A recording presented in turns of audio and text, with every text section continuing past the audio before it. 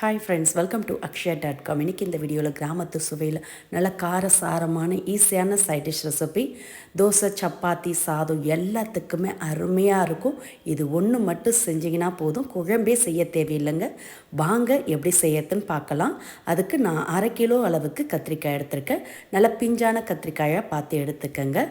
அதோட காம்பு பகுதியை லைட்டாக கட் பண்ணிவிட்டு இதை அப்படியே 2ஆக கீறி தண்ணியில் போட்டு எடுத்து வச்சுக்கோங்க. இப்போ இதுக்கு வேண்டிய மசாலாவை ஃபஸ்ட்டு அரைச்சிக்கலாம். அதுக்கு மிக்சர் ஜாரில் 1 கைப்பிடி அளவுக்கு ஃப்ரெஷ்ஷான கொத்தமல்லி தழையை நல்லா அலசிட்டு சேர்த்துக்கங்க. காம்போடையே சேர்த்துக்கங்க. கூடவே 1 கட்டி பூண்டை உரித்து சேர்த்துக்கங்க. கூட 2 டீஸ்பூன் கொத்தமல்லி, சின்ன துண்டு இஞ்சி, கூடவே 1/2 டீஸ்பூன் சீரகம், 1/2 டீஸ்பூன் மிளகு சேர்த்துட்டு இதோட 8லேருந்து 10 பச்சை மிளகாய் கிட்ட சேர்த்துக்கங்க. உங்கள் காரத்துக்கு ஏற்ப நீங்கள் கூடுதலாகவோ கம்மியாகவோ சேர்த்துக்கலாம்.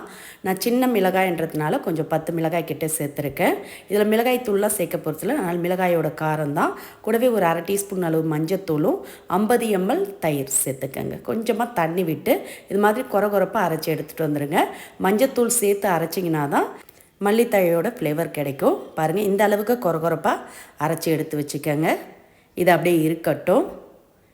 இப்போ செய்யறதுக்கு வானலை சூடு பண்ணிக்கங்க. அதில் 3 டேபிள் ஸ்பூன் அளவுக்கு எண்ணெய் ஊற்றிக்கங்க. எண்ணெய் சூடானதும் கட் பண்ணி வச்சுருந்த கத்திரிக்காய் எல்லாத்தையும் தண்ணியிலேருந்து வடிய விட்டு சேர்த்துக்கங்க. பாருங்கள், இது மாதிரி தண்ணியில் 2ஆக கட் பண்ணி சேர்த்துக்கங்க. உங்களுடைய விருப்பம் தான், நீங்கள் 4ஆக கூட கட் பண்ணி சேர்த்துக்கலாம். இப்போ தண்ணியிலேருந்து எல்லா கத்திரிக்காயுமே இது மாதிரி எண்ணெயில் சேர்த்துட்டு இதோட கொஞ்சமாக மஞ்சத்தூள், ஒரு 1/4 டீஸ்பூன் அளவுக்கு மிளகாய்த்தூள், 1/4 டீஸ்பூன் உப்பு சேர்த்து எண்ணெயிலே வதக்கிக்கங்க. கத்திரிக்காய் நல்லா வதங்கி வரணும். இது மாதிரி கலர் மாறி வதங்கி வரணும்.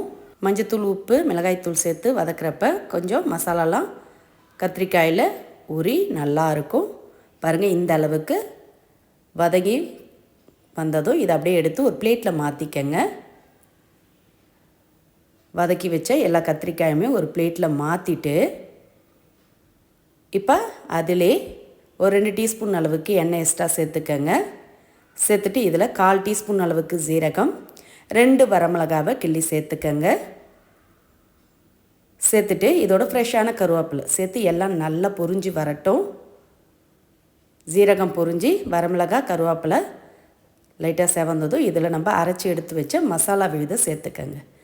சேர்த்து அதோட பச்சை வாசனை போகிற அளவுக்கு நல்லா கலந்துக்கங்க. நல்லா எண்ணெயிலே ஒரு 2 நிமிஷம் வதங்கி எண்ணெய் நல்லா பிரிஞ்சு வந்திருக்கு பாருங்கள். இப்போ இதோட ஒரு மீடியம் சைஸ் பழுத்த தக்காளி கட் பண்ணி சேர்த்துக்கங்க. தக்காளி அதிகமாக சேர்க்க வேண்டியதில்லை. ஒரு தக்காளியை கட் பண்ணி சேர்த்து லைட்டாக வதக்குனிங்கன்னா போதும். இந்த கிரேவிக்கு வெங்காயமே தேவைப்படாது. பாருங்கள், இந்த அளவுக்கு தக்காளி வதங்கி எண்ணெய்லாம் பிரிஞ்சு வந்திருக்கு. இப்போ இதோட 1 டீஸ்பூன் அளவுக்கு உப்பு, கல்லுப்பு சேர்த்து நல்லா கலந்துக்கங்க. கலந்த பிறகு இதோட நம்ம மசாலா போட்டு வதக்கி வச்ச கத்திரிக்காய் எல்லாத்தையும் சேர்த்துக்கங்க. ஏற்கனவே மிளகாய்த்தூள், உப்பு சேர்த்து வதக்கிறதுனால சாப்பிட நல்லா காரசாரமாக சூப்பராக இருக்கும். இப்போ இந்த மசாலாவோட எல்லா இடம் பரவுற மாதிரி நல்லா கலந்து விடுங்க.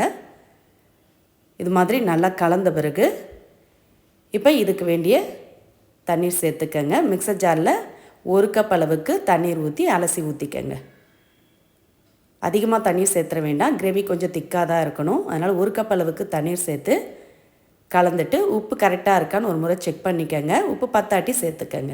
இப்போ இதோட ஒரு 1/2 டீஸ்பூன் அளவுக்கு கரம் மசாலா பொடி சேர்த்து கலந்துட்டு அப்படியே மூடி வைங்க. மூடி ஒரு 3லேருந்து 4 நிமிஷம் அப்படியே குக் ஆகட்டும். இடையில கலந்து விடுங்க. இப்போ சரியாக 4 நிமிஷம் ஆன பிறகு திறந்து பார்த்துக்கலாம். பாருங்கள், நல்லா கத்திரிக்காயெலாம் சாஃப்டாக வெந்து திக்காக வந்திருக்கு. இப்போ அடுப்பை ஆஃப் பண்ணிவிட்டு இதை அப்படியே எடுத்து சுட சுட பரிமாறலாம். சப்பாத்தி, தோசைக்கெல்லாம் சூப்பராக அருமையாக இருக்கும். வெரைட்டி ரைஸ், பிரியாணிக்கெலாம் கூட அட்டகாசமாக இருக்குங்க. இதை ஒன்று மட்டும் செஞ்சிட்டிங்கன்னா போதும். காலையில் பிரேக்ஃபாஸ்ட்டுக்கும் சாப்பிடலாம், மதியம் லஞ்சுக்கும் சாப்பிட்லாம், நைட்டு டின்னருக்கும் சேர்த்து சாப்பிட்லாம். இனி கத்திரிக்காய் பிடிக்காதுன்னு யாருமே சொல்ல மாட்டாங்க. கிராமத்து சுவையில் நல்ல காரசாரமான கத்திரிக்காய் கறி ரெடி. இது மாதிரி டிஃப்ரெண்ட்டான சுவையில் ஒரு முறை ட்ரை பண்ணி பாருங்கள். இனி கேட்டு விரும்பி சாப்பிடுவாங்க. அந்த அளவுக்கு அருமையாக இருக்கும். இதை சூடான சாதத்தோடு சேர்த்து சாப்பிட்டிங்கன்னா கறி குழம்பே தோற்று போயிடும், அந்த அளவுக்கு அருமையாக இருக்கும். இதே அளவுகளோடு நீங்களும் கண்டிப்பாக ட்ரை பண்ணி பாருங்கள். இந்த ரெசிபி பிடிச்சிருந்தா வீடியோக்கு ஒரு லைக் கொடுங்க. மறக்காமல் நம்ம சேனலையும் சப்ஸ்கிரைப் பண்ணிவிடுங்க. நன்றி, வணக்கம்.